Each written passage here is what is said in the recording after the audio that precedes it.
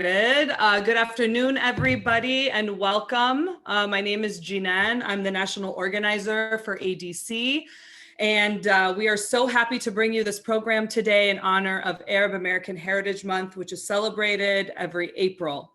It's something that I think is taking notice across the country. A lot of states have made proclamations in honor of this month, and a lot of activists are working to make sure that their communities are also recognizing our community and the contributions that we have been making in this country for years. And that's why we're here today. We're very lucky to have three wonderful panelists who are experts on Arab history and migration.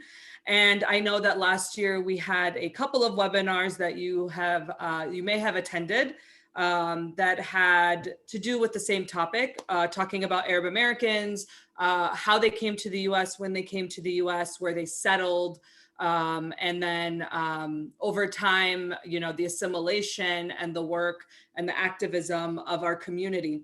And so today we're going to do more of a deep dive, and most likely this will become something that we do regularly. There's a lot of information that we are hoping to be able to share with you in regards to this specific topic.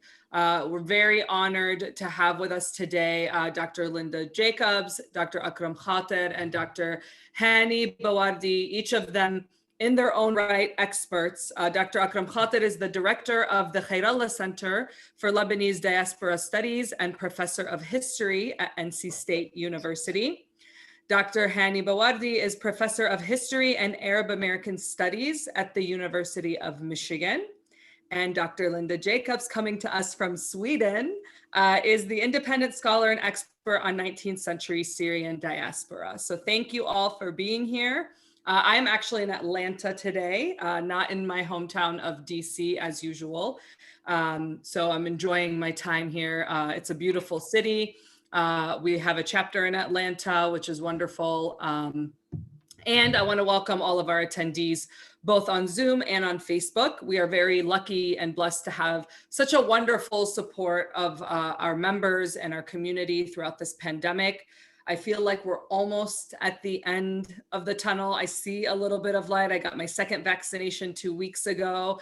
And so I feel lighter, happier. And I'm hoping that you and all your families are safe and well. And so without further ado, I'm going to pass it over to Dr. Akram Khater, who's going to give a presentation and discuss an overall history of Arab Americans. Now, for anyone who has any questions, please feel free to post them in the Q&A box, the chat box, and then let me know if there is anything that you want me to relay to the speakers I will be moderating. Can everybody hear me okay? Yeah, I can hear you.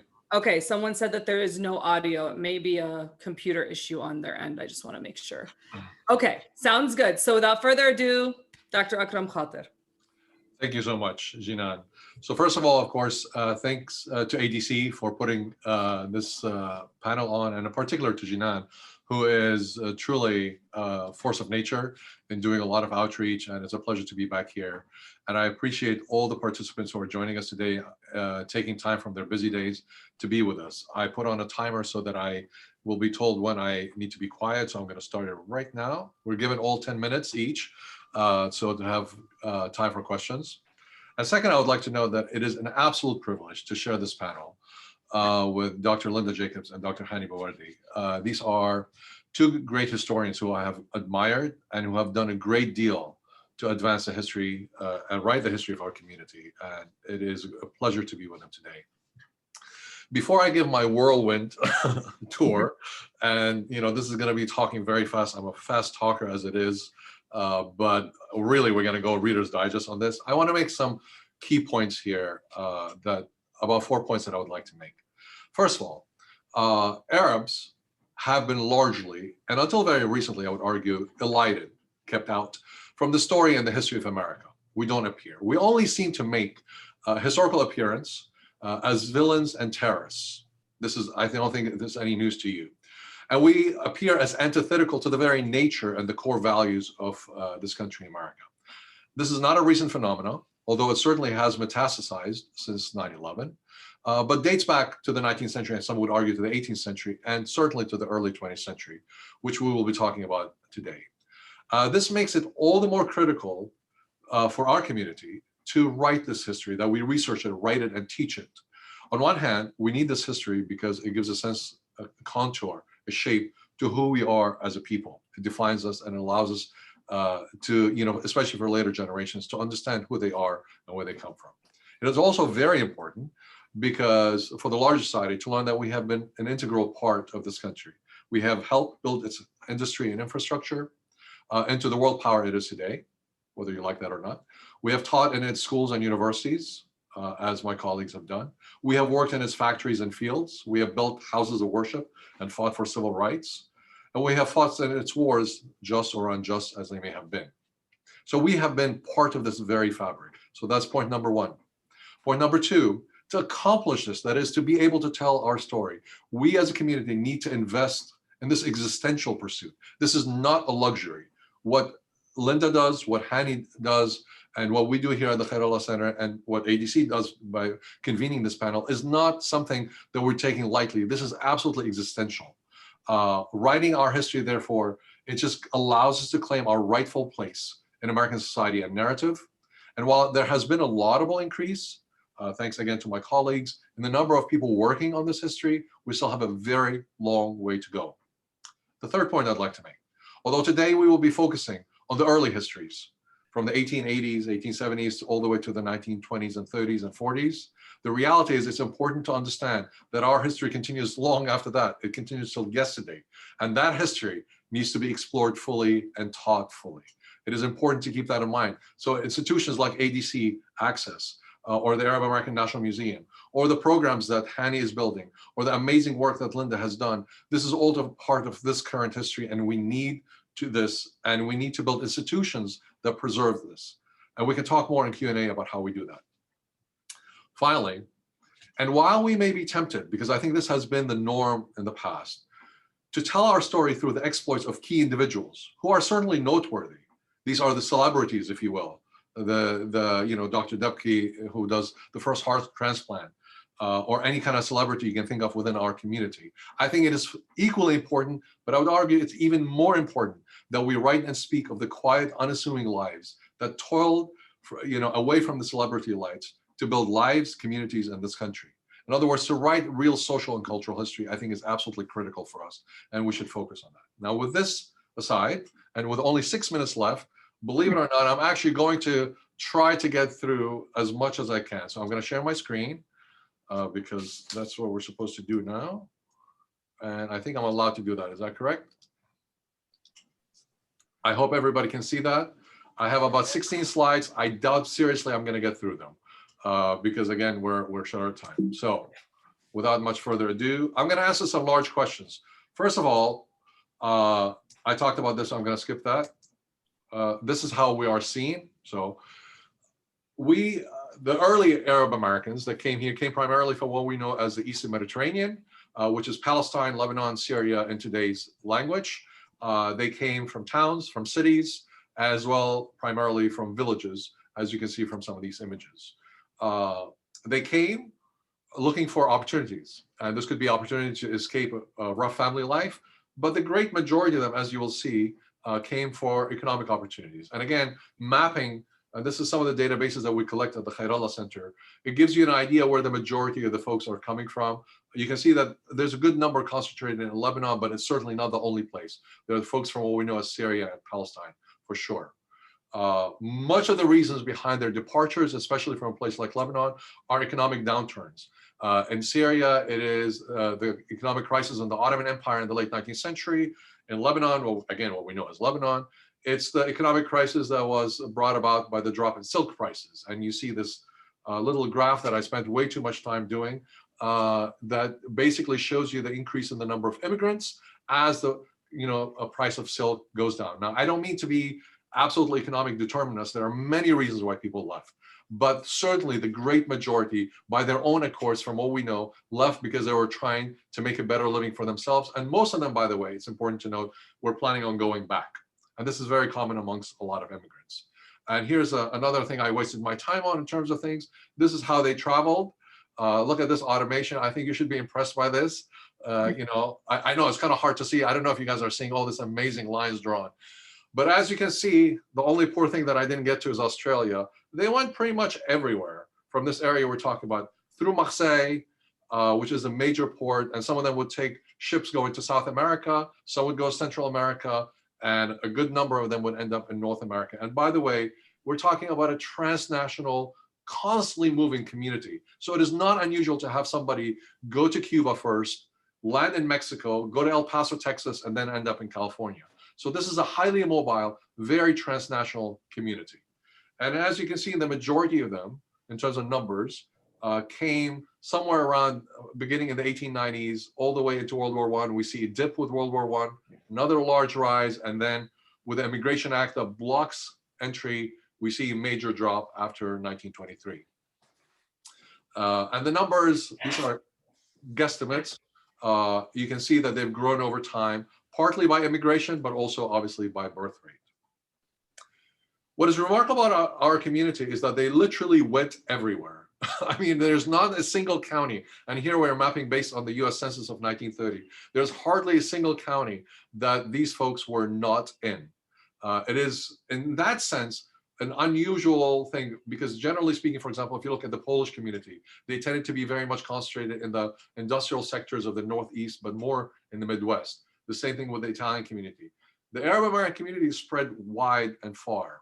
I didn't include, by the way, Alaska and Hawaii, but they were there as well. Most of you may know that part of their work was primarily in terms of peddling, although that is really true, and we have a lot of evidence that many of them engage in it. That is not the only things they did. In fact, if you look at some of the representative data from the 1910 census, we find that they entered equally into industrial sector, somewhere into farming, especially in places like North Dakota, where there was an immigrant community that did a lot of homesteading up there. But they really were represented in a broad spectrum of things. So it's important to keep that in mind. And Linda has done a great job in sort of complicating the narrative of the peddler, that this is the only thing we have. And what is also important to keep in mind, they weren't all successful. I mean, again, I know it's maybe stating the obvious, but it's important to also record in our history the challenges as much as the victories and successes, because I think it gives greater meaning. There were a lot of things that are stressing these folks, and we can discuss that. But remember, they're coming into an alien environment that at best tolerated them, but far more often faced them with a great deal of anti-immigrant and racial hostility. Very quickly, to build these communities, once they decided to settle, they did a lot of variety of things, from building houses of worship, from the Jewish community, the Muslim community, the Orthodox and the Maronite Catholic community. And there were a small Jewish community that came as well. As I said, churches to clubs. Immediately, they begin to establish these aid associations in Boston, in New York, in Texas, that will help in anything from burial to providing support for anybody who's widowed, to basically having a social environment where they can come together in various, hafle or maharajan that you can see them here. So in essence, one of the, not only were they coming to work, they immediately had to start building a sense of community, and that was very challenging. And again, not a whole lot of time to talk about this. For those of you who are interested, I think what's important to keep in mind is this was an incredibly vibrant cultural life they created. And we just released not too long ago, this is telling me to shut up, but if I may, just very quickly. Okay, I got you. Sorry. Go to turath2020.org. I don't have time to explore this, but this is a virtual exhibit that we just released that looks at the early cultural life and how rich it was. I mean, you have to understand, this is a smallish community. We're not talking millions, we're talking about 100,000+, and yet they created an incredibly vibrant life. They had between the 1899 and 1950s, nearly 60 periodicals, many of them short-lived, but some of them lasted for decades. And again, I tip my hat to Linda because she did a wonderful compilation of a lot of these periodicals. Similarly, by the way, in South America, they were equally busy in that regard.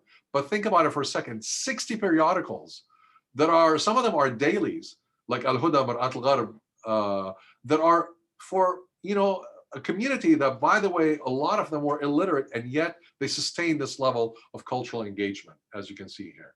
And we have a project at the center that is trying to collect all these newspapers and digitize them, and I can talk more about that.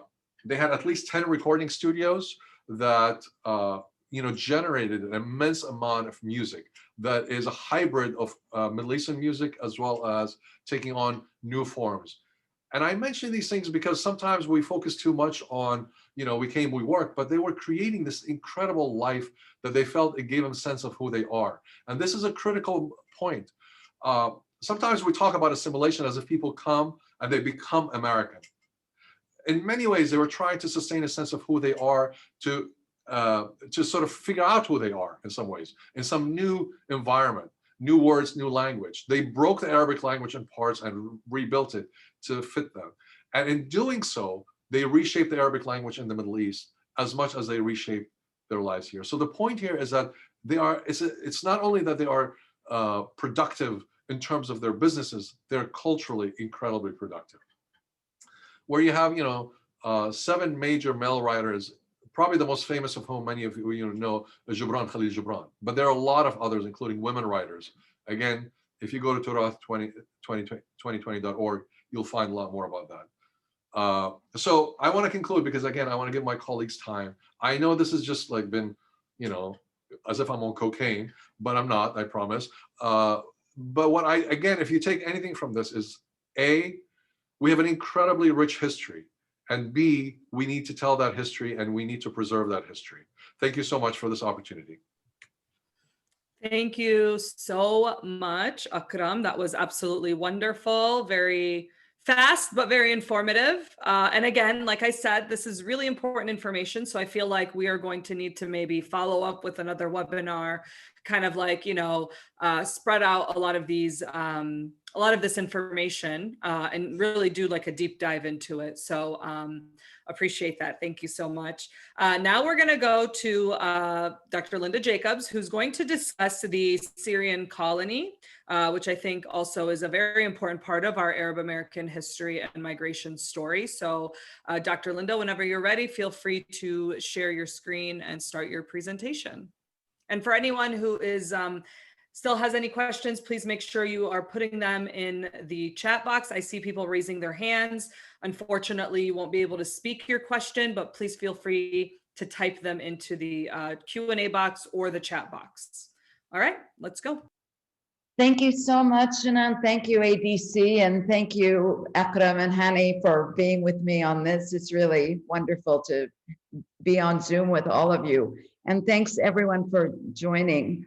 I'm going to do a little run through for my 10 minutes of something I've never really done before and try to think about some of the firsts of the Arab experience in the United States. I've never really thought about it in these terms before, and so this is going to be like a, skimming over the top. Anyone can ask questions if they want, because it'll be just kind of superficial first, and then we can talk about anything later. So what Akram didn't say is that the Arabs who came to the United States in the 1850s and 1860s, most of whom were from North Africa, were acrobats and entertainers. And they were really the earliest Arabs to come to the United States and stay. Not all of them stayed, of course. A lot of them went back to Morocco or to Tunisia, where they came from, or Algeria, but many of them married, either brought their wives over or married here and stayed. And this is an example on the left of an advertisement in 1863 of what they're calling a Syro-Arabic troupe of male and female Arabs. And I should mention that there's a Moroccan scholar named Lucin Simour who writes about this period of Moroccan acrobats in the United States. And on the right, a much later example, but still really fascinating, because this idea of this, the Arabic acrobats persisted through the 20th century. This is Amin Abu Hamid, or he sometimes called himself Abu Hamid, and called himself the Bedouin Samson. He's at the bottom of this pyramid. And this is him with Buffalo Bill Cody in the Wild West show in Wyoming in 1903. So they were really the first Arabs who came. And the Arbilis, the first Syrian immigrant family who came. It's a kind of a debatable topic because people debate about who the first Syrian who came to the United States was. But this is, I would consider this to be the first Syrian immigrant family. They came from Damascus, went to Beirut for 18 years, and then immigrated to the United States in 1878 and settled in Maryville, Tennessee, where Joseph, the patriarch in the center sitting down, taught at Maryville College, and his sons spread out to the rest of the world. The first colony was in New York City on the Lower West Side of Manhattan. You can see the black line, which demarcates its borders. It's at the very foot of the city and next to Battery Park, where the barges landed, either from when Ellis Island was active. And so they got off the barge, walked through Battery Park, and they were in the Syrian colony. This is a picture of one of the Syrian tenements on the left of the Syrian colony, 2527 Washington Street. Washington Street was the main spine of the Syrian colony. Every building on the east side of the street, of which 2527 is one, was occupied by Syrians, up to and including 109, so several blocks long, and Washington Street being the center, but people also on Trinity Place, on Greenwich, and on West Street as well. And on the right, one of only two photographs of the interior of a Syrian tenement. This was taken in 1890 by an assistant of Jacob Rees. He was practicing the use of a new kind of flash gun called the pistol flash, and he took two photographs of Syrian women in the tenements in New York City. And you can see, and I've got many, many pictures, which I'm not going to show you today. The conditions were horrendous. They lived in crowded conditions. And if you can see here, these women are sleeping on the floor. There are two women sitting up, but there's another person in between them. That's how close together they slept. They paid between 15 and 25 cents a night. They had windows that looked out on nothing. You can see the black behind the window, so there was no air and no light coming in. They had no bedding. They slept in blankets, and they were lucky if they had pillows. So it was the infant mortality rate was extraordinarily high. Children died of what they called at the time inanition, which was essentially fatigue as a result of malnutrition. Women died in childbirth. Tuberculosis was endemic in the colony, as it was in every American urban slum in the United States in the 19th century and early 20th century. And in the picture on the left, this is a tenement of 150 Syrians. It was exclusively Syrian. It was a double tenement. And so what's amazing about this picture, which was taken in 1897, is that it is clear that everyone on the street is a Syrian who lives in this tenement. And we don't have very many candid photographs from that period. So the first businesses, excuse me, Akram talked about peddling, but after a 3-year stint of peddling, people were able to start their own business. And these are just some of the examples of those businesses. DJ Fowler, who started out with his brothers, he came in the 1880s and went to Boston and then arrived in New York in the late 1880s, started a commission as a commission merchant and a merchant of Holy Land goods in New York, and became the first banker in New York City, and the first Syrian banker, really. They bought the first property on Washington Street, a series of 3 large buildings, and they founded their bank in those buildings. Salim Elias was a merchant of Holy Land goods. He calls them religious goods. They came from the Holy Land. And you can see that he rented an entire building on Washington Street. So he was quite successful. This ad is from 1899. Below Tanush Shashim's boarding house and restaurant, taken in 1897 in one of the federal style townhouses on Washington Street. On the upper right, Ibrahim Sahadi's grocery store.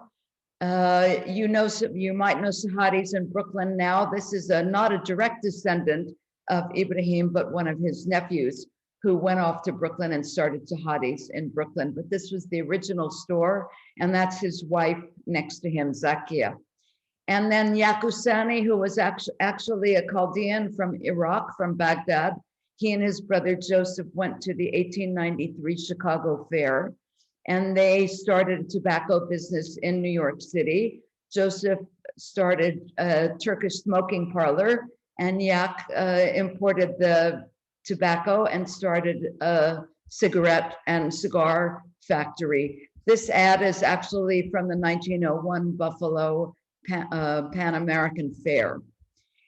And here's a group of people who are often forgotten, the women. I'm just writing a long article on some of the extraordinary women in the first wave of Syrian immigration to the United States. On the left, Sophie Shashim. This is a photograph of her when she was getting a divorce from her first husband, Tanus. In the middle, Maliki Nafash, one of the 3 midwives in the Syrian colony. And on the right, Marie El-Khoury, Aziz El-Khoury, a very successful high-class jeweler to the Ottoman of New York City. She was first on Fifth Avenue and then on Park Avenue, one of the top jewelers of the city. And Akram mentioned Kaukab Amerika, one of the first Arabic newspaper of 1892. But one has to also remember that in the 19th century, many of the presses were also publishing books. The title page on the right is from Malouf's Ayam, which was a compendium of essays that he had translated into Arabic and a series of advertisements of Syrian businesses.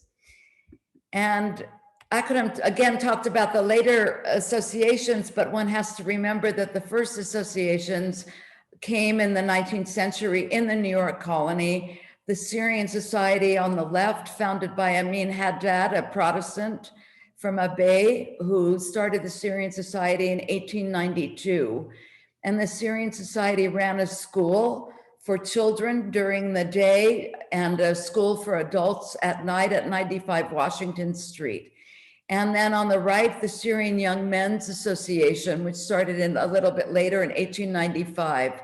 It was a self-improvement association and a literary society, a forerunner to all of the literary societies that happened in the 20th century, where someone would stand up and give a talk on any topic that was chosen by the Young Men's Society. And then there would be a long debate. People would have dinner at one of the Syrian restaurants in New York. And this is just the really Salum Makarzel, who was the editor of Syrian World, his version of this diaspora that branched out from New York. Of course, it's more complicated than that because people landed in other places like New Orleans, Boston, Providence, or as Akram said, coming up from Mexico or other places. But this is Salum Makarzel's view of the Syrian diaspora to all of the states of the United States. This was published in the 20s, but this had happened much earlier by 1900. So you can see that everything kind of blossomed out of New York, which was the first Syrian colony, but that there were Arabs and here even before the Syrians came, and they need not be forgotten as well. So thank you.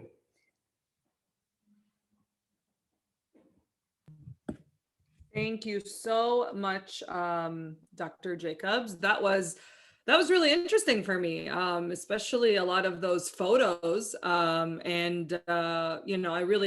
gotten some comments that people are really happy you discussed the first women, because a lot of times people know their patriarchal lineage, but they don't necessarily know a lot about the women in the communities. But all those businesses and everything. I mean, to me, it's very interesting seeing things like this, because my family came in my dad came in the mid 70s for college, and then my mom came early 80s. And so, we're more of the recent, immigrants to this country. But to see the history in the late 1800s and early 1900s, I'm from Toledo, Ohio, that has a very large Syrian Lebanese population. And a lot of them had come, a lot earlier than my family did. But that allowed my father to be able to open his businesses, because there was already such a large community of Arab Americans who had run businesses. There was an Arab Business Association, and a lot of these, business owners had this, group that, they would support each other and help each other out. And so if it wasn't for a lot of these people who came early on, I don't think that, my life would have been the same, obviously, and many others. So wonderful presentation. Thank you. Appreciate that. Questions are coming in for everybody watching. Please feel free. If you're on Facebook, leave it in the comments. It will be forwarded to me by one of my staff members. And now we're going to go to, last but not least, Dr. Hani Bawardi. And Hani, I know that you wanted to discuss political activism of our community, as well as the archives we have about the history of first generation Arab Americans, which also is an important part of our history. So without further ado, the floor is yours.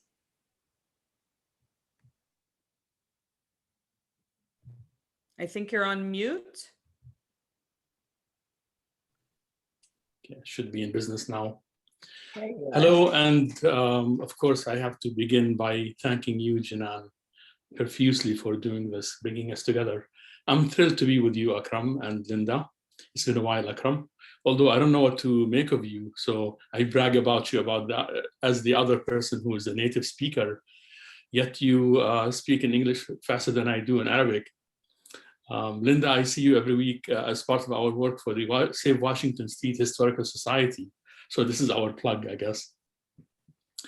It was suggested to me actually to talk about advocacy likely because of my book, which I'm happy to do anyway, for many reasons. I think it's very fitting that we're talking about advocacy in this context, like an event organized by the ADC, because I look at the ADC as an extension of the last bout of early activism, namely the Institute of Arab American Affairs, which lasted from 1943 roughly, although we have to work through the dates definitively, through 1951 or so.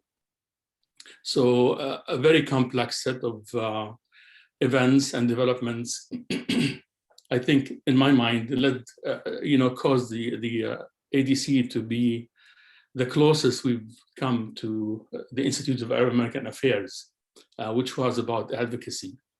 So here you have it, Arab American advocacy. I'd like to build the context for and talk about the Arab National League, although I have very few slides about the organization.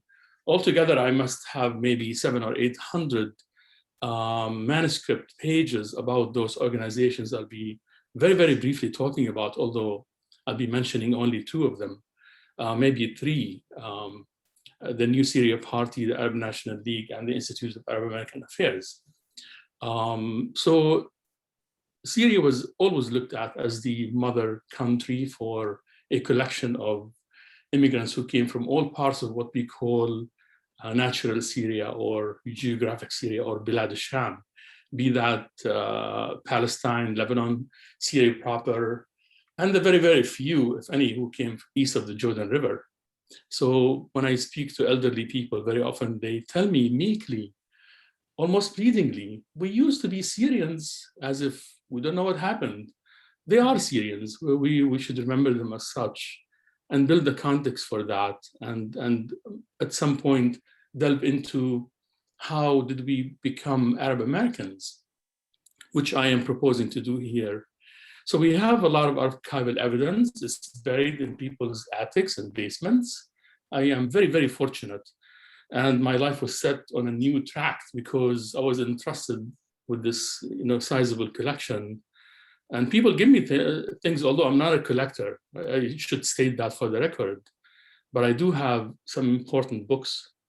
Some of the early volumes that were printed in the Arab American newspapers, by the Arab American newspapers, which Linda mentioned. And those folks were forced to look at Syria. Their eyes and their hearts turned towards Syria because what Syria was facing, namely a movement of Turkification by the remnants of the Ottoman Empire, the Young Turks, and the junta that came around, which suspended the constitution and embarked on a policy of Turkification. So they acted vehemently to that. And they expected the events of World War I. So 1913 was a peak year for immigration. The idea here is that they brought all their baggage with them. They brought a very, very clear sense of who they are. So one could actually begin with answering the question of who are the Arab Americans? Well, they are Arabs. They are Arabs, Arabic speakers, and the language is one of a huge marker of their identity. But they're also Syrian and from the Lebanon area. So they're Lebanese, Syrians, no contradiction in terms, or from Palestine, which was known as Southern Syria for a time. And I'd like to take us to the kind of this birthing moment for many of the immigrants. So Arab Americans are unique in many respects, but their American experience actually falls in line along the lines of this, a time when cultural pluralism had its day in the sun, which happened around World War II. By that time, integration, structural integration took its course. I mean, they joined PTAs, they belonged to unions, they fought in World War I, World War II, they spoke English. And very much this adage the theory by Marcus Lee Hansen, immigration historian, that the grandson wants to remember what the son wanted to forget, is reinforced with almost every interview I conducted with the sons and daughters of the very first immigrants. And I talked to all of those in Flint, Michigan, who are no longer with us, unfortunately. So, some of those documents I'll share with you are the backbone of my book. There it is. And I don't have time to talk about the press, and I'm so glad that Linda and Akram mentioned that. So the Arabic language press in New York, New Jersey, and across the United States, elsewhere, in the Midwest, also in Highland Park, Michigan, and elsewhere, actually was a very important vehicle for delivering news from the old country, disseminating the immigrants' news among their communities across the US, but also served a purpose to kind of preach the precepts of democracy to countrymen overseas on the pages of the Arab American press. And that deserves an attention all its own. Probably we need a lot of historiographies, as you can tell. Why else would they publish entire articles by Rashid Rida or Muhammad Kurd Ali and other scholars in the Middle East? And Jarab al-Kurdi, you can add that to the mix, to Mir'at al-Gharb, Kawkab America, and the other newspapers. So let me spring forward to the early 1920s. So one of the watershed events in the life of Arab Americans is this idea of Turkification. So they had secret societies, the Free Syria Society. I don't have time to share with you too much about that. Was the first structured, formal political organization. It was secret. One of its members was Mikhail Naimi, if you're familiar. He's our sort of, Emerson in Arab literature, a huge figure. But so is Nasib Arida. Those two were members of the pen bond, Al-Rabit al-Qalamiyya.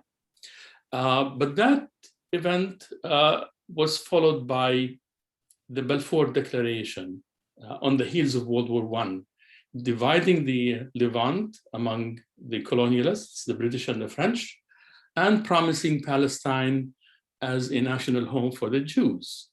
That, like no other event, animated activism by a cross-section of Syrians. I emphasize cross-section of Syrians. Habib Ibrahim Katiba, Fuad Shatara, they all said, what will happen to Palestine now? But of course, they were also worried about the fate of Syria, which was now under direct occupation by the French in the north and the British in the south, who basically came up with the political borders as you know it today with some modification. So what happened is that the Palestine National League, you can see it, I don't know if you can see my cursor, you can see the title of this organization was founded in New York, and here's the address, by a doctor, physician named Fuad Shatara. And among the members, by the way, which is brand new information, there you have it, was the founder of the Arab Bank, Abdul Hamid Shoman, although he was in the States for a very short period of time, then he returned. So then Syria and Palestine kind of overlapped. The need there was great. And the immigrants, here it says in Arabic, that they raised about $25,000, which they sent to their brethren overseas. This is a very considerable sum in the early 1920s. The letter itself is dated 1925, March 26th. And then all eyes really turned to Syria proper because of the Great Syrian Revolt. What happened is that the French were brutal. They were very vicious in Syria. So people began to collect aid to help their countrymen overseas. This is لجنة إعانة جرحى ومنكوبي الحرب السورية. The Syrian Veterans Relief Committee is the rough English translation of that. And this became the nucleus for the first real, to use like an abstract term, formal, structured, large Arab American organization called the New Syria Party. So this aid effort, the same people involved in that in 1926, roughly a few months actually after the revolt happened. Sorry, should have done this. So they sent as much money as they can, and they continued so until 1927. By that time, the revolution was stamped out by the French, who were far superior to the Arab Syrian fighters over there.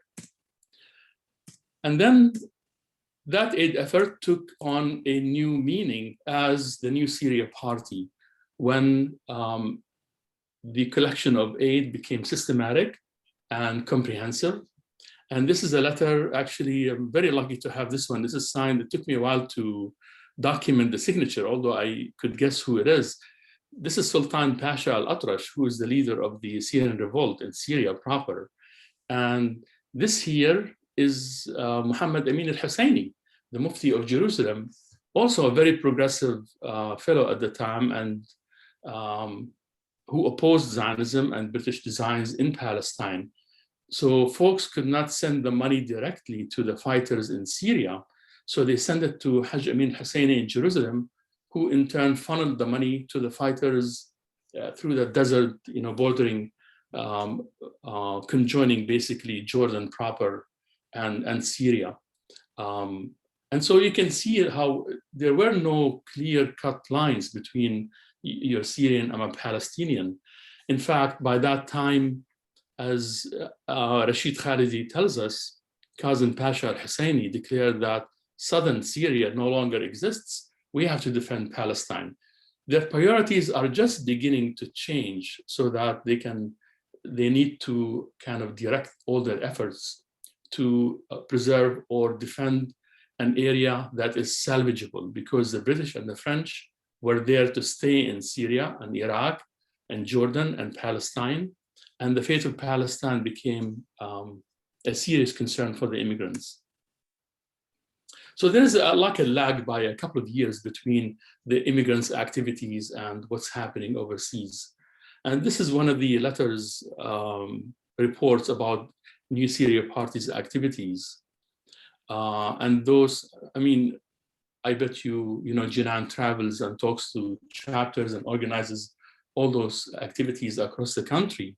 They did more or less the same thing. They sent emissaries across the United States, Canada, and Mexico to establish chapters who paid their dues. And they also had conventions. They held a couple of conventions. These pictures, I have the originals, as it were, of their second national conference, basically, in Detroit, Michigan. This caption is a reprint of what's on the photograph itself.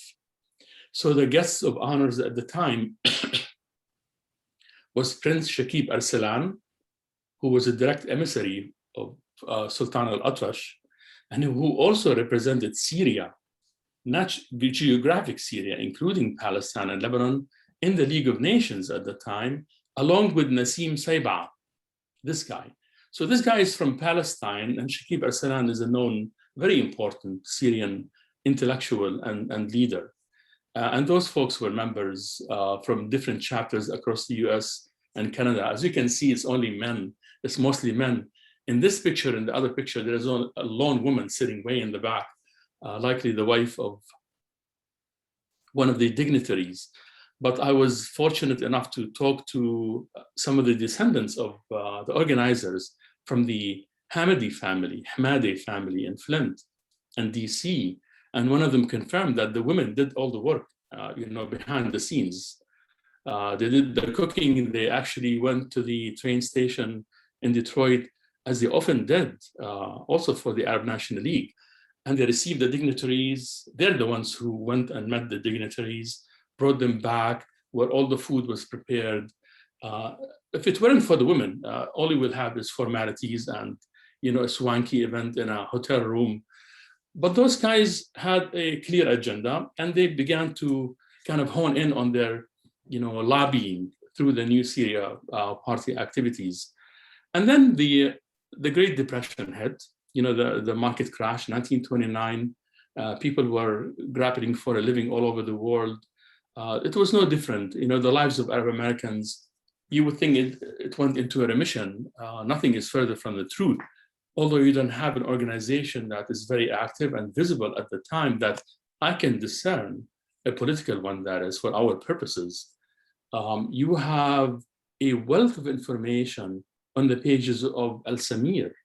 So what we need are mentorable young people who are fluent in Arabic, who can translate an aggregate amount of these writings, who will tell us tales about Arab American life. They were interested in enslavement, they were interested in civil rights, they were interested in socialism, communism, and Amir Rihani is one of the few who wrote about these things. But on the pages of Al-Samir, you can find poems about translations of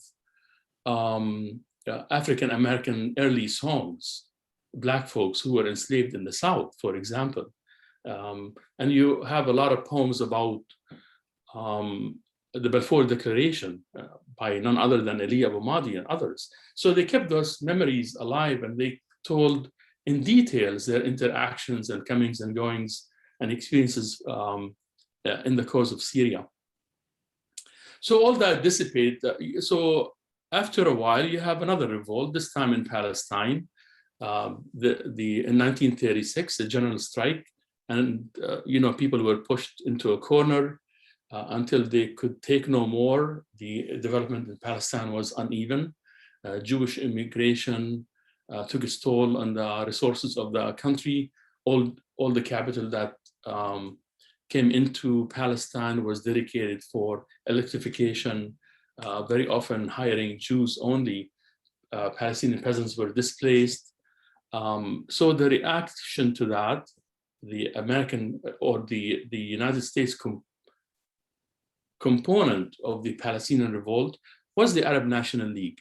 The Arab National League, as a matter of fact, is resurrection of the Palestine National League you heard about earlier, before the Syrian revolt.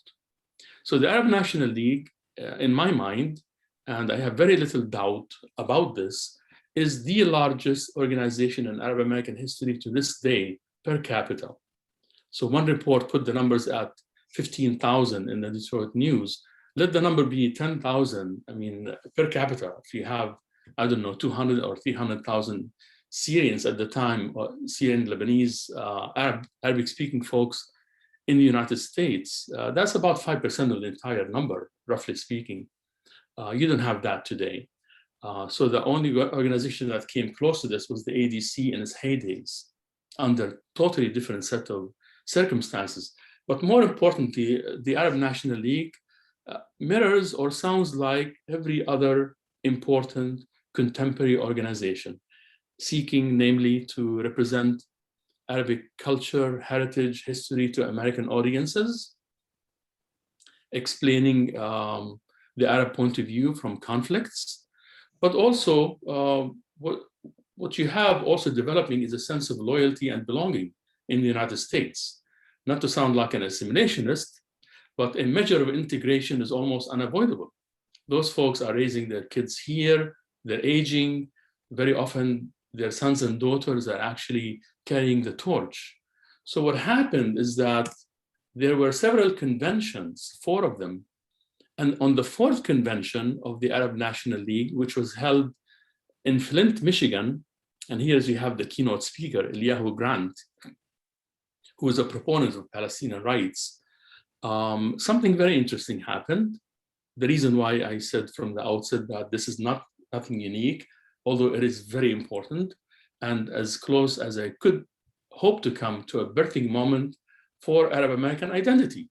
So a young man stood in the convention in September, just when World War II started in Europe.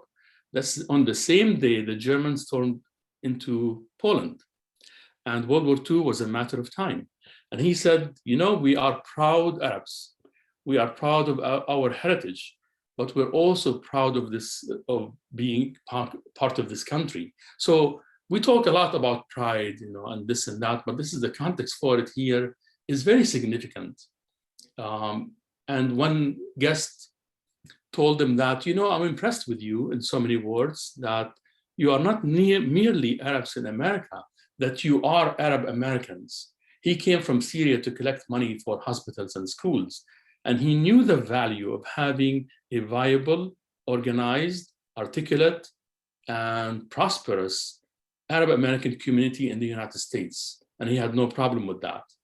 But then again, this was part of this cultural pluralist, you know, paradigm which took over that convinced most Americans that, you know, those Southern Eastern Europeans, the Poles and the Italians and others, which we did not like, you know, after these bouts of pseudoscience called eugenics, that they are less inferior to the Northwestern Europeans, maybe they're okay.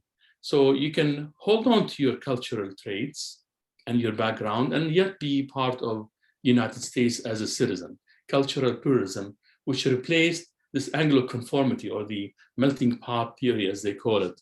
And I hope after this, you'll always use that melting pot business critically, not unquestioningly. So that's what happened. So they stood up and they said, we're Arab Americans. But they also had to, here is a picture. This is an article in the Detroit News. And this is Emil al-Ghori, a Palestinian again, and Mohammed Jamil Bayham, which is a very important Lebanese intellectual. If you ask him, he would tell you I'm Syrian, even still at the time. But those two were a repeat of, you know, what you had before, namely Nassim Saiba and Shakib Arsalan. And they were here on behalf of the Mufti of Jerusalem himself, Hajj Amin Husseini, now living in exile. In fact, they had his fountain pen, Hajj Amin Husseini's fountain pen, which was auctioned to send money overseas to the victims of, you know, British repression, which was also severe. 19,000 Palestinians were killed, among them or wounded, among them Izzuddin al-Qassam, the leader of the revolt in 1936. Just to give you an idea about the contiguity of Syria, Izzuddin al-Qassam himself was from Syria, by the way, but he led the Palestinian revolt until the British put an end to that again. And this is actually a letter I gave the copyrights to that for a time, at least, to University of Texas Press. That's why I'm being stingy here. This is a letter from Hajj Amin Husseini himself, so Amin Farah by name, signed by Hajj Amin Husseini, thanking him for all his efforts on behalf of the revolt in Palestine. And the money that was sent back, by the way, by the new Syria Party previously, and by the Arab National League is significant. By my count, in today's money, it's like $3.5 million were raised and sent by the new Syria Party, although a good chunk of that came from very wealthy Syrians in the Yucatan in Mexico. So to conclude, Arab American Studies, as you can tell, is a work in progress. We have a lot of work to do. We have translations, and what Akram is doing is invaluable. And I hope to work with him very soon to kind of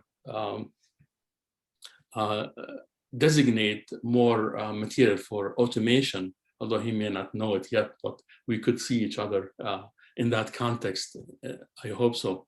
And also working with Linda Jacobs, by keeping the memory of the Arabat al-Qalamiyya alive, or the pen bond, we also keep alive their content, the content of their letter, what they wrote about, how they felt, what they taught us, and how they described themselves as Arab Syrians, as Arab Lebanese from Syria, or Syrians from the Lebanon region, and what was on their minds. So we care about all that, and we have a fraction of that as part of the discourse so far. I have wonderful stories I could share with you about the day-to-day life in Lower West Side of Manhattan, written by Abdul Masih Haddad, or Gibran himself, or Ali Abu Madi, that kind of takes you behind the facade of shops and Argile and those busy streets, into the lives, the day-to-day lives, the minute-to-minute life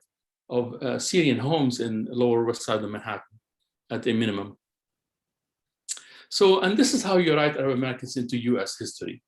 They became American Arabs in the same way that Italians and Poles and others who came along with them in the same time, 120 years ago, as part of a massive migration of about 13 million people in the span of 10 years, although we were a fraction of that.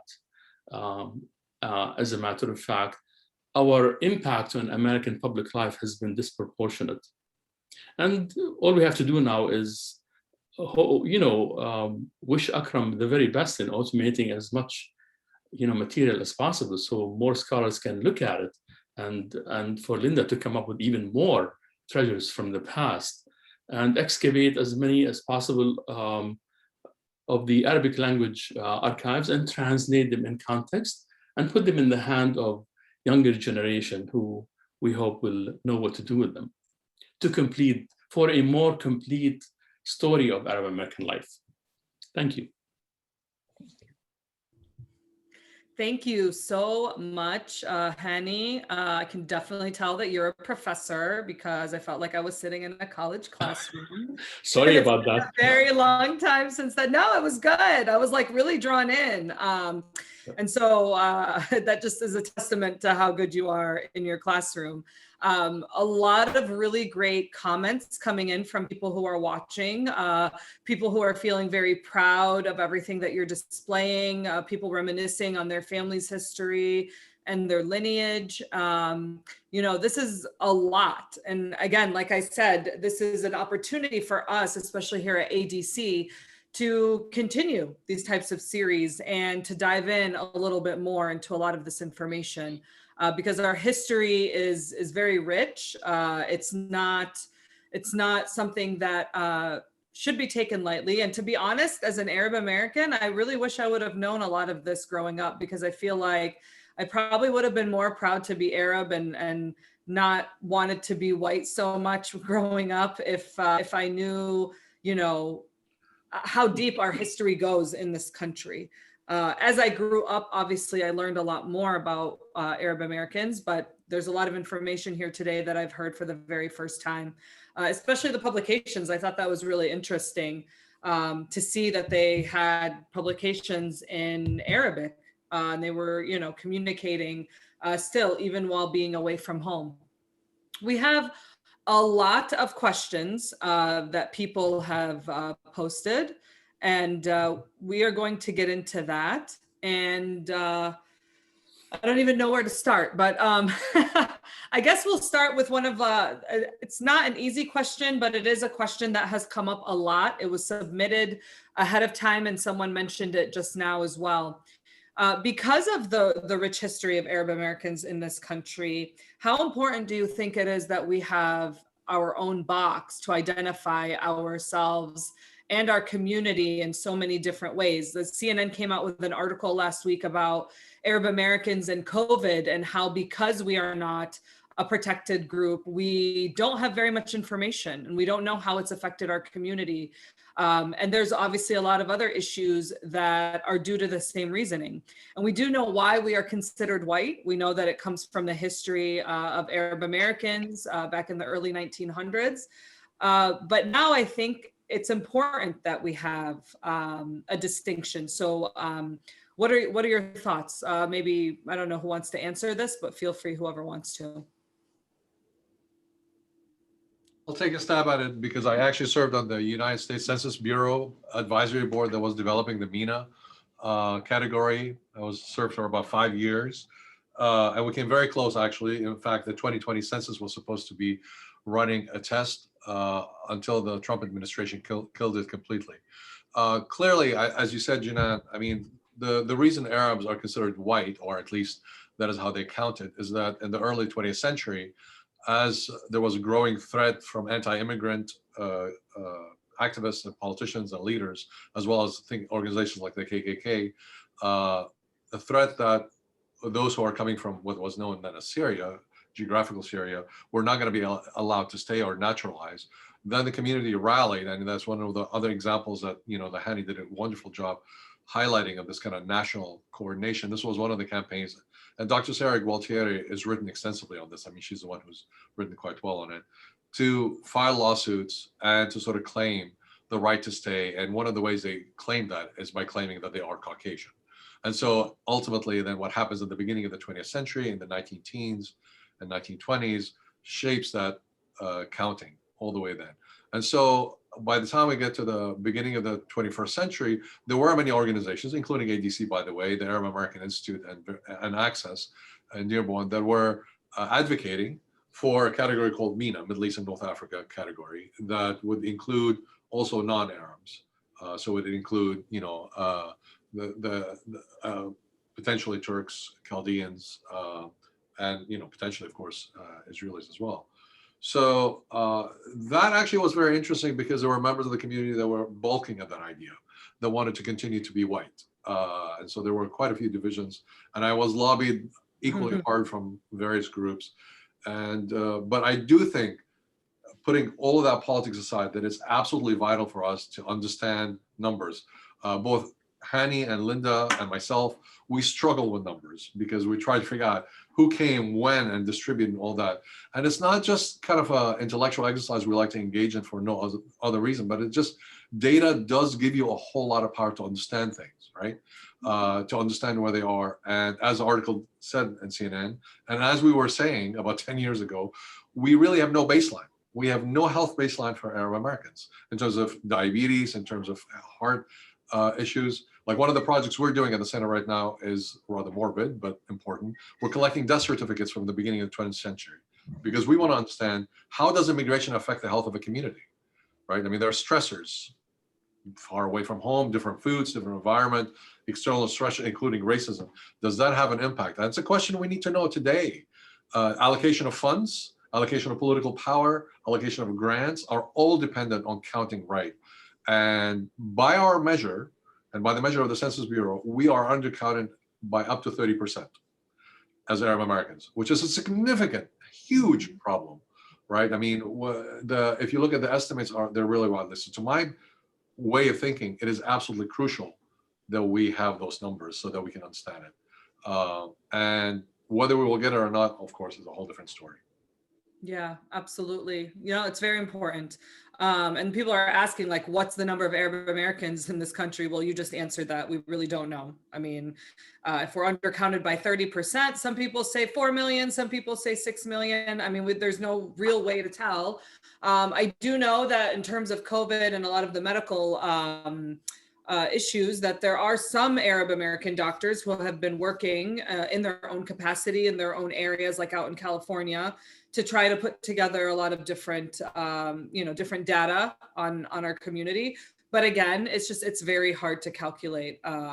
And so, for me specifically in the work that I do, it would be nice to know, how many Lebanese Americans, how many Palestinian Americans, also like this, the different states and cities where these Arab Americans are concentrated. I think it would make a lot of our jobs a lot easier if we were able to know this information. Plus, I think it's important for our identity to also know, who we are and how many, of us are here. And, we miss out on a lot of resources because we don't really have this box and we don't really have a protected class. And so there are a lot of things that over time we have had to suffer for because, we're not considered Arab or anything else. We're considered white. And so we kind of just get brushed into this general box, which I feel is very damaging overall. So thank you for that and appreciate you serving on the census board. And ADC was a part of the census project last year, and we helped turn out a lot of Arab Americans to fill out their census boxes, because again, we believe it's very important that we all are counted. Okay, so let's see. Someone asked how many of the Arab periodicals still exist for researchers and where are they collected? Yes, yes, both of you. We can talk. So Akram said that there were about 60 that we've identified in the United States, most of which came out of New York, but definitely not all. And as the years progressed, they got later and later. For my period, for the 19th century, there were about 6 Arabic newspapers that were published in the 19th century, and none except Kaukab exist for the 19th century. Some of them persisted into the 20th century, and issues of those are available. Akram Center has digitized Immigrant and a couple, and El Huda and some others that persisted into the 20th century. But the Arabic newspapers that existed in the 19th century for the 19th century are gone, except for Kaukab. And for Kaukab, we have 1892 to 1896. By the way, that was preserved in the Kansas Public Library. It's the only place in the United States where it was preserved in its original form, and it's become a microfilm and now digitized. But you can see that all the newspapers traveled all over the United States, even in the 19th century. So if any of you out there who are listening have copies of any of these newspapers, please get them to Akram so that he can digitize them, especially if they're 19th century issues, because they're really lacking. Now it's your turn, Akram. So thank you, Linda. And Hani had mentioned this already. So we have a fairly major project at this point. We have about 250,000 pages from about 23 different periodicals that have been digitized. And we've just finished developing an Arabic OCR, which is optical character recognition program, that allows them not only to be images, but you can actually search. And we're hoping to actually release the beta version of it, the second beta version of it in May, in which you can go in, type in an Arabic text, just like you do in Google, but you do it in Arabic, and it pulls up all the newspapers where that text appears, which would be fairly revolutionary for us who are used to the microfilm and going through and reading slowly. And as Linda said, listen, not only, and Hani alluded to this, not only are we interested in the major newspapers that we know about, but we're discovering more and more that there are provincial newspapers. Like I just discovered that in North Dakota, there is a newspaper that was published in Arabic that is kept at their city hall, and we're hoping after COVID passes to get copies of it. We got some from Boston as well. We got some from Atlanta, from Houston. All of this stuff is literally a gold mine. So again, if you have anything at home, and I don't care if you give it to us or anybody else. By the way, what all three of us are going to tell you, it doesn't matter who you give it to, but give it to an institution and make sure that they're going to make it accessible to the general public. Those are the only two things. Please, your photographs, letters, recordings, anything you have. Linda is a pioneer in this. Hani is amazing with the collection he's done and shepherded. And our center is, like the Arab American National Museum, is dedicated to preserving this stuff. So please, whoever you give it to, give it to somebody and preserve it. And I'm happy to talk offline to tell you how you can access to our material. Okay, wonderful. Thank you so much. Okay, so maybe this can go to Dr. Hani. It was for any of the speakers, but how do you understand the meaning of diaspora? It seems to be interpreted so many different ways. Do you have go-to scholarly sources on this debate across anthropology, history, public policy, and development? And is it even an important debate anymore? Because some of us are not immigrants, rather American, born and raised here, and, maybe half Arab, or, as the generations go on, and people marry outside the culture, obviously it dilutes a little bit. But we identify as transnational and work to advance the study and recognition of that part of our heritage. And we also care about our heritage and communities in the region. So if you could talk a little bit about diaspora and what that kind of means to you. I guess the term diaspora or diasporic studies scholarship has been politicized a little bit. I'm a firm believer of the fact that you are who you say you are. At some point or another, segments of the US population, including Southern Eastern Europeans who, quote unquote, became white, they became part of the dominant majority, frankly, and they do have undue influence over the trajectory of immigration studies. They decided that they are diaspora and their experiences are diasporic in nature. It's debatable whether that holds water or not. Nevertheless, I mean, part of that is this, shades of whiteness of a different color, to use one of those phrases by Foley, or rights of the unmeltables. All of it to make a point that we are distinct and we have our own narrative. You kind of envelop your narrative by this diasporic aura or wrap to make it unique and presentable. Is it always the case? I'm not sure. Is ours a diasporic experience? Well, if you argue that we became integral in US society, then you have to scale down on this business of diaspora. If you look at the Lebanese folks who were displaced because of the civil war, diaspora comes into play and is relevant. If you look at Palestinians who were expelled in 1948 and 1967, their experience is very much diasporic. They're deracinated. So I think the litmus test is to ask, are you deracinated? Then your narrative is diasporic by nature. But then again, if you emphasize the part of your life, of your narrative that is sedentary, and if you want to account for your accomplishments and being integral into the society in which you live, which we do sometimes as Arab Americans, then diaspora becomes a matter of semantics or peripheral to that experience. So we have to be careful not to play with that term so much if we are keen on saying, look, we are a voting bloc, we have expectations, we have to learn how to articulate our those expectations to the polity and society at large. Then we don't want to also speak the language of diaspora, because that can have a marginalizing effect on the very argument you're trying to make. However, in the discourses which became, to be honest with you, not to be overtly critical here, too psychoanalytical for my taste sometimes, circumscribed by monologues and analysis more so than historiography or research-driven facts. So it becomes a little bit too analytical. So I don't know if I'm complicating things too much. Every group can claim to be a diaspora. Polish Americans could make that argument, Jewish Americans, Mezzo-Italiano were, economically displaced. However, after the passage of so many years, you want to sort of put it in a more precise perspective.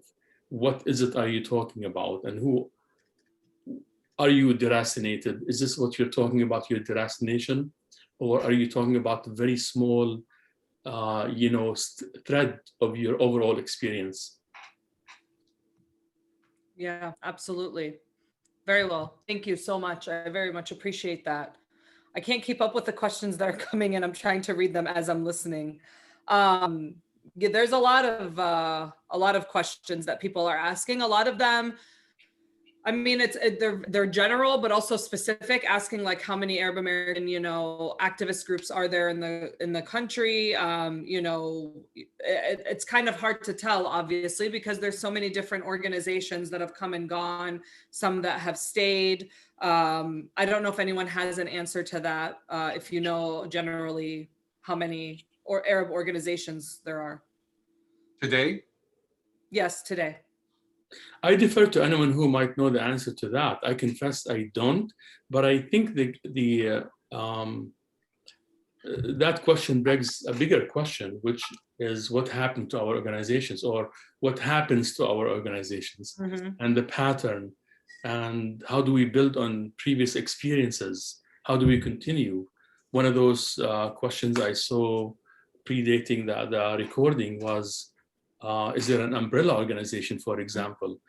Yeah. The question becomes, could one emerge at this point? What is the difference in the lives of our organizations at present than it was 50 years ago, 70 years ago, 80 years ago, or 30 years ago for that matter? So I'll give you a glimpse at my current research, which looks at organizations, to continue on my book. So I'm getting to the sexy stuff, the recent history, you might say. And I can tell you that whereas cohesiveness was part of organizational life, political or not, and many of those organizations also always had an eye for civic service, but it was not their focus. Their focus was, what the heck is happening to Syria? And then what is happening to Palestine? But if you look beyond that, you also have the United Syrian Society, which was an eclectic of many organizations, many small societies. We always had those. That was non-sectarian, and we don't know much about it. I have two documents or two items about the United Syrian Society. I haven't seen much about this very important, the largest organizations of all at the turn of the 20th century, that had, for example, some kind of HMO. So you pay $5 every year, and if anyone gets sick, the money is pooled to cover your medical expenses, which other immigrants did that.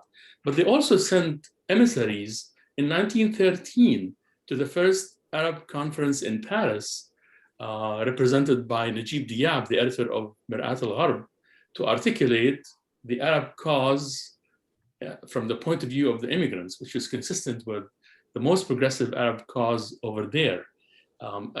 So that's an organization that's non-sectarian with very clear outlook at where things are.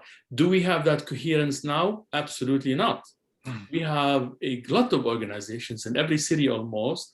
In the Midwest, we have many that are repeating each other's work. They have galas, they fill the hall. 30% of it is paid by corporate sponsors. When I take my students to those events, I have to incentivize them.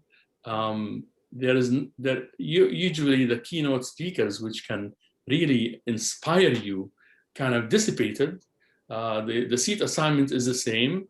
There is over $100,000 in those events, and everyone goes home and no one knows, so what next? What did they do between the first gala they had between the gala we attended last year and the gala we're attending this year? So it's nebulous, and it's pretty impossible for one umbrella organization to kind of combine all those different interests. And I'm afraid the picture is a little bit more complex than that, even after the Syrian civil war and the new fissures that are popping up across the country. If I may jump in real quickly, because I think there's a problem. I worry too much that we romanticize the past. So I think it's important to keep in mind that even in the past, the period that we're talking about earlier, there were a lot of fissures as well. So I don't think we can completely say that they were 100% unified by any means. And in fact, there are people, for example, after World War I, argued for Lebanon, for Syria, for an Arab identity. So I mean, these arguments were developing and bubbling. And I don't think it's necessarily that we must think that there's something wrong with these arguments. It's just because they were trying to figure out who they are. And it's a process. Identity is not some sort of preset thing in which we jump into. Very much like Hani did a great job showing how slowly but surely some people got to the idea that they're Arab, but others didn't. Others refused that label completely because they saw it as a derogatory label. In fact, until the 20th century, the term Arab was used as the N-word was used in the United States as a backward, illiterate person, including by people themselves who now call themselves Arab. So I think in many ways, the past isn't, perfect in any way in terms of political organization. And I think today, one of the notion of having a super organization that's going to organize us is, from my point of view, untenable. It's just not going to happen. We continue to have divisions and fissures, which again, we can look at as wrong, but it's just part of who we are. But the new model has been emerging, which is more networked. We are no longer thinking about some sort of super organization that organizes everybody, but rather, how do we collaborate as groups? And this is what Hani was alluding to, which I think is a very important point. How do we not, keep doing the same things over and over again, and then overlap the work to the point we're not getting anywhere? So I'll give you a very quick example. It used to be in the old, not too long ago, the idea of an archive was a very proprietary notion, that you held onto this paper and you put it in a small space and you held onto it as if it's just gold and people have to come in and use it. We're moving very far away from that, in which we're doing open source archives, as it should be. It should be open accessible. So, our center here, the Khairallah Center and the Arab American National Museum, have been collaborating on building a network of archives that house Arab American material, because no single archive is going to be able to have everything, nor should they, by the way. That's not how it should work.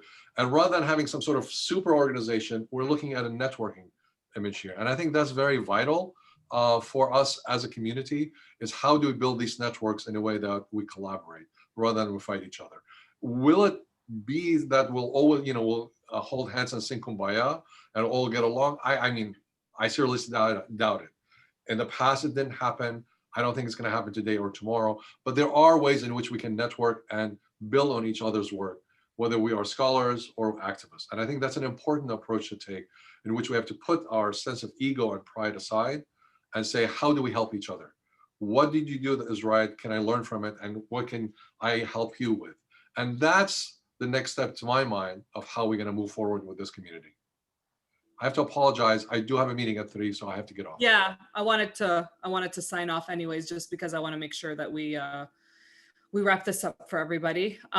So again, thank you to all of our panelists. I know that we've had a lot of questions and a lot of people want to know some information. You were able to, cover a lot of the things that were sent in ahead of time. So I appreciate our panelists being prepared and making sure that they tailored the conversation to our audience. We know that our history is something that we are going to need a lot of time to get through, but we have 3 wonderful people right here on screen with me who have been doing a lot of work to make sure that this carries on to the next generations. We're very pleased here at ADC to have seen so many people join us today. I want to thank our speakers once again. I'm sure we will have you back on again. I want to thank my team, my staff that's behind me 110% all the time, helping me put all these webinars together, and our board and our chapters who are always very, very supportive. If you're not a member of ADC, go to adc.org and sign up. And please sign up for our newsletter so you know of all of our webinars that are happening. We do have next week's webinar set. It'll be sent out by email soon, but I just want to plug it real quick. It's in collaboration with UCLA and Rutgers, and we're going to be discussing California's ethnic studies program and the removal of Arab American history, which I think is a great follow-up to today's webinar. Our own Abid Ayoub, who's our legal director, will be on that panel. I unfortunately will not be moderating, so you won't get to see my pretty face, but I'll get to take a break, which is always nice. But this is something that's super important, and I hope that you guys join us. So stay tuned for our emails and our social media posts so you know how to register for that. So again, everyone, thank you again. Appreciate it, and hope everybody has a wonderful afternoon. Thank you, Jinan. Thank you, Akram, Linda. So much. Goodbye.